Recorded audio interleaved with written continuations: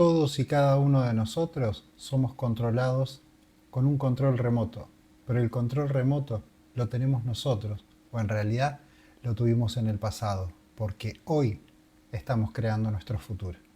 Bienvenidos a un nuevo video, mi nombre es Gibriel y hoy vamos a hablar de qué se trata esto de no poder cambiar nuestros hábitos, de no poder modificar aquello que la teoría de la flor de la vida llama sesgos cognitivos, de la misma forma que la psicología.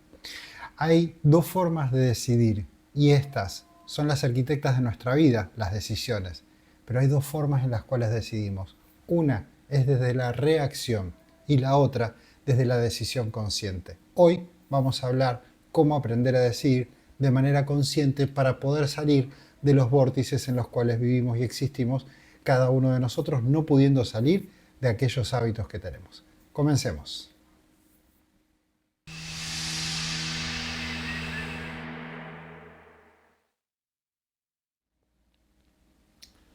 Hay hábitos que nos hacen bien, hay hábitos que nos hacen mal. El punto es, ¿cómo es que se crean los hábitos? ¿Los hábitos vienen con nosotros? ¿Acaso los hábitos pueden ser transferidos? ¿Son contagiosos? ¿Pueden ser reseteados? ¿Se pueden cambiar? ¿No se pueden cambiar? ¿Nos dan una orden directa al cerebro? ¿Cómo es que los hábitos nos benefician o nos perjudican en la vida? Lo primero que tenemos que entender es que un hábito es aquel que nos va a llevar a decidir de forma reactiva. Nosotros decidimos de manera desde la reacción, volvemos a accionar como accionamos en el pasado, o podemos decidir de manera consciente. Los hábitos son los que nos hacen reaccionar de alguna manera específica, dependiendo de la circunstancia, el tema o el evento. Si estoy con mi pareja discutiendo, si estoy con mi pareja comiendo, o si estoy con mi familia, o esté donde esté, o ante un evento que sea que me dé miedo, que me dé temor o que me dé felicidad, yo voy a actuar de diferentes formas en base a mis hábitos. ¿Y qué son los hábitos? Los hábitos son memorias. ¿Y dónde se guarda la memoria? Bueno, hay cierta memoria que se guarda en el cerebro, pero hay memoria que se guarda en el corazón. Y hay memoria que se guarda en el hígado, y hay memoria que se guarda en el riñón, y hay memoria que se guarda en los pulmones, y hay memoria que se guarda en los músculos, y hay memoria que se guarda en las manos. Todo el cuerpo físico guarda memoria, porque la memoria está en el agua. De esta forma lo demostró Masaru Emoto, que nosotros cuando le hablamos al agua, cuando intencionamos, cuando pensamos, el agua ya nos responde con una estructura diferente. La estructura es la forma en la que el agua guarda la memoria. ¿Y qué es? ¿Y qué hay de importante aquí? Bueno, que los hábitos en realidad están ahí, impresos, pero se pueden imprimir de diferentes formas. ¿Acaso ustedes vieron en algún momento un bebé que naciera con hábitos? No. Los bebés no nacen con hábitos, porque los hábitos y las costumbres son transferidas por nuestros padres, por papá y mamá. ¿Y qué papel juegan papá y mamá acá, en esto? Bueno, por un lado que la transferencia de memoria de papá y mamá se da de manera genética, aquellas cosas que tienen que ver con la biología.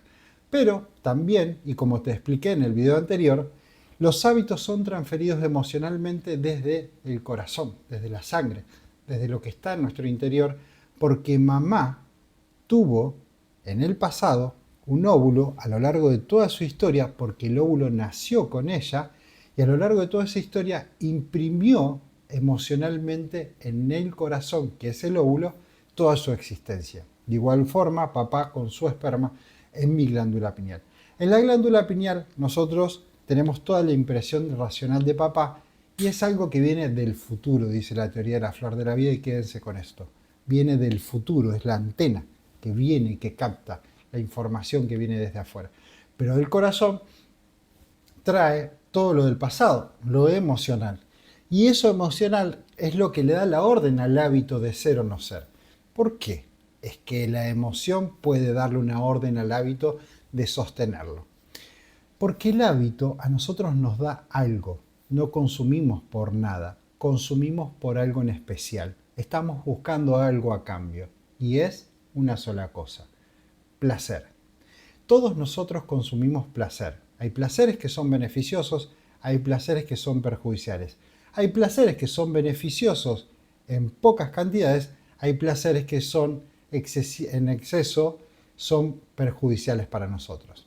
Tomarme un vaso de cerveza seguramente va a refrescar mi garganta y va a ser muy rica por las burbujas que voy a tomar y demás, pero tomarme 10 cervezas me va a romper el hígado, me va a romper los intestinos, los riñones y va a perjudicarme porque va a acidificar mi sangre y eso va a bajar mi sistema inmune, me va a llevar a una inflamación y en el futuro una enfermedad. Entonces, ¿por qué consumimos en exceso?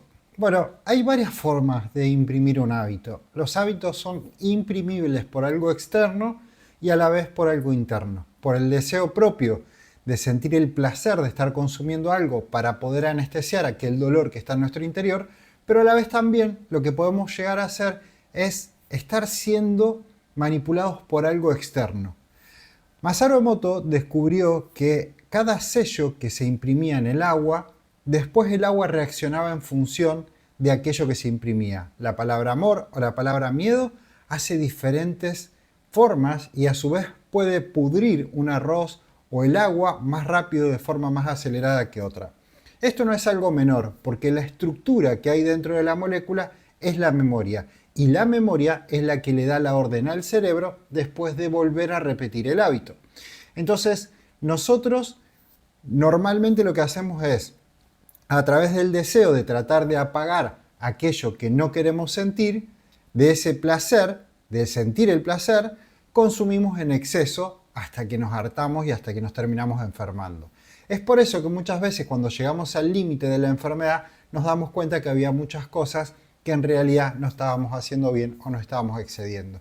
Pero ¿cuál sería la forma en la cual desde afuera alguien podría inducirnos a nosotros la obligación de que la emoción termine llevando al pensamiento a excedernos en ciertas cosas? Bueno, resulta ser que hay este tipo de etiquetas hoy en toda la industria y acá dice exceso de grasas totales, exceso de azúcares, exceso de sodio y todo lo que dice aquí es exceso, incluso exceso de calorías. Si se dan cuenta, esto es una etiqueta directa al agua que está dentro de la molécula de esta mayonesa. Pero no solamente de esta mayonesa, sino de todos los productos que hoy estamos teniendo en la industria que hace que a los niños y a los adultos y a todos nosotros, las gaseosas, las bebidas, los alimentos, todos nos estén dando una orden directa para que el órgano produzca exceso de y a su vez tenga la orden de excederse en el consumo de. Lo que nos lleva a nosotros en este momento a romper nuestros hábitos por una orden directa a nuestro cerebro que nos está llegando desde un lugar que ni siquiera sabemos de dónde viene. Y es así como hoy muchas personas no pueden parar de comer grasa, no pueden parar de comer azúcar, no pueden parar de comer calorías, justamente porque el cuerpo, su memoria y su registro y sus hábitos son lo que se los están pidiendo y la persona y el ser y el niño no entiende de dónde viene, no sabe por qué. Nos impulsamos y nos empujamos a levantarnos a la madrugada a comer de repente, a estar todo el tiempo comiendo, a estar ansiosos, a no hacer foco en las cosas y entre las pantallas, que también es un exceso y nos lleva a nosotros a una ramificación dentro de nuestro cerebro que hace que esa ramificación sea cada vez más confusa, como estar pensando en muchas cosas a la vez, y el pensar en muchas cosas a la vez nos hace perder el foco y la atención de lo que realmente tenemos que hacer. Si hay una forma de manipular un cerebro y hacerle hacer lo que el otro quiere que hagas, es confundirlo, es aturdirlo, es mandarle mucha, pero mucha información en exceso para que esté procesando muchas cosas y de repente dar una orden para que él haga lo que uno o el otro quiere que haga. Entonces, fíjense la cantidad de formas, y estas no son las únicas, de empezar a tener hábitos de exceso, los cuales a nosotros no nos permite tener la vida que realmente queremos tener. Entonces, ¿dónde está la solución a este problema? Porque tiene que haber una solución para poder romper con estos hábitos, empezar a borrar aquellas cosas que imprimimos en el pasado y volver nuevamente a ser el ser que queremos ser. Valga la redundancia. Bueno, resulta ser que lo que hay que hacer es comerse la memoria. La forma es comernos la memoria de lo que en algún momento consumimos. No hay otra forma. No se puede borrar.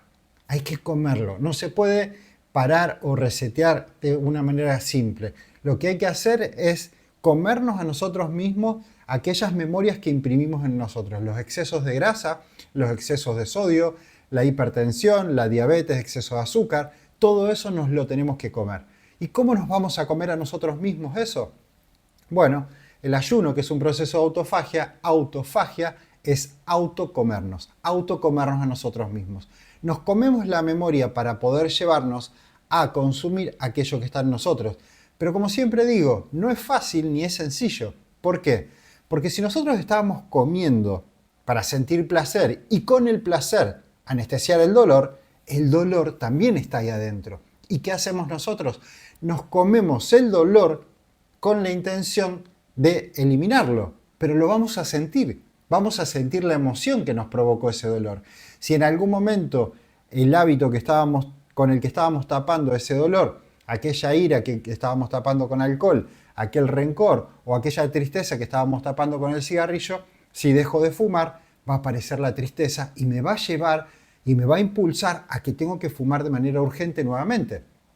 Si tengo que tapar la ira porque me siento cada vez con más bronca, necesito anestesiarme, tomarme un vaso de alcohol para poder serenarme y decir, ahora sí me siento relajado con mi cigarrillo y mi vasito de vino y no paro de agrandar mi dolor, mi tristeza, mi ira y mi rencor. Sin duda alguna lo vas a expresar en todos lados. Donde llegue una persona y no puedas controlarlo, te va a impulsar a verbalizar, a impulsarte a tener ira, a tener rencor, a tener bronca contra todo lo que te rodea. Lo vas a tratar de tapar, lo vas a tratar de disimular, vas a tratar de hacer muchas cosas, pero no vas a poder. Tarde o temprano vas a empezar a romper con todas las relaciones que tenés a tu alrededor, vas a romper con todo aquello que está en tu familia, incluso también, porque la ira y el rencor se va a empezar a expresar cada vez de forma más abundante y vas a necesitar consumir cada vez más alcohol o cada vez más cigarrillos o cada vez más alimentos para tapar y anestesiar aquellas cosas que están ahí. Ayunar no es fácil y muchas veces me preguntan, ¿y cómo se hace un ayuno? Y yo le digo, dejando de comer. Claro, porque no es muy difícil hacer un ayuno. Hay que dejar de comer. El tema es, bueno, ¿cómo lo lleva adelante de manera segura? Sobre eso vamos a hablar mucho ahora en la próxima clase y podés escribir la palabra agua con W, A-W-A, aquí abajo, y te vamos a mandar un link para que vos te puedas sumar a esa clase y que puedas verla, porque va a ser muy importante que entiendas de dónde nacen tus dolores, cómo es que a lo largo de tu historia los fuiste imprimiendo y por qué te llevas a estos malos hábitos. Y a su vez también vas a ver los resultados entre un Jibriel que pesaba casi 100 kilos, que consumía mucho alcohol y que también consumía mucha carne y todo lo que probablemente hoy estés consumiendo, y hoy me llevé una vida saludable. Esta vida saludable nos permite a nosotros sentirnos bien desde que nos levantamos hasta que nos acostamos, porque ahora sentimos el placer de sentirnos bien. Sentirte bien y no tener esos malos hábitos y no tener esos dolores internos, porque ya me los autocomí a mí mismo con ayunos de 21, 19, 35 días, me llevó a mí a realmente tener la vida que quiero en todos los aspectos de la vida. Y esto es importante, en todos los aspectos de la vida, porque toda nuestra vida se basa en la proyección de la realidad. La proyección de la realidad se basa en la biología y en el estado emocional, frecuencial y vibracional que nosotros tenemos. Elevar la frecuencia nos permite a nosotros tener más energía para crear más materia, y esa materia se focaliza dependiendo de los pensamientos que tenemos. Y cuando los pensamientos no son confusos porque estamos haciendo foco, y eso es lo que nos permite literalmente el proceso de autofagia, eso hace que empecemos a tener la vida que realmente queremos tener. Así que te invito a esta clase que va a estar muy pronto. Una vez más te animo a que te sumes a esta comunidad y que te suscribas a este canal, porque vas a recibir mucho, pero mucho, mucho, mucho a lo largo de este tiempo y mucho más que se viene dentro de esta comunidad. Aquí hablamos de todo un poco, así que bienvenidos y bienvenidas a este canal. Sin más, nos vemos en el próximo video y te agradezco que estés aquí. Un abrazo grande. Chau.